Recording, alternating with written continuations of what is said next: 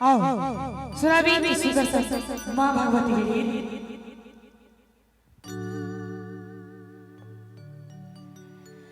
या देवी सर्वभूतेषु शक्ति रूपेण संस्थिता नमस्तस्यै नमस्तस्यै नमस्तस्यै नमो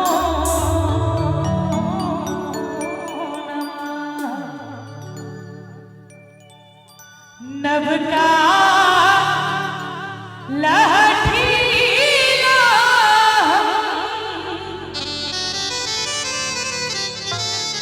करब श्रृंगार हे जग जननी मैया नभ का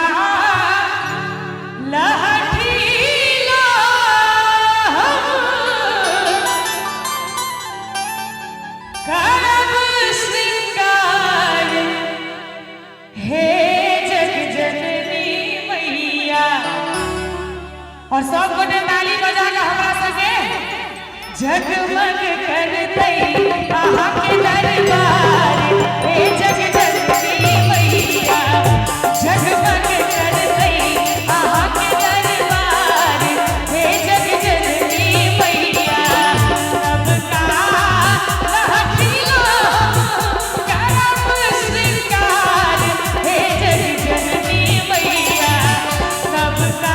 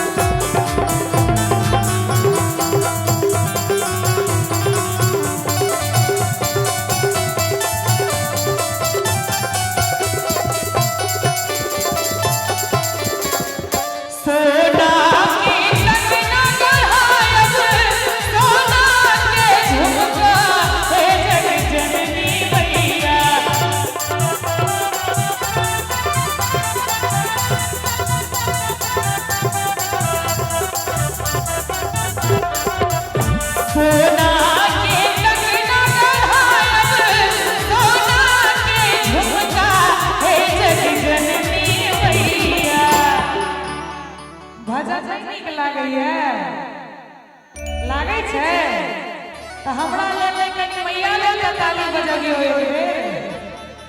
एते लोग वहां सब बैसल छिए बुझाय छै जे एकदम सुन्न सपाट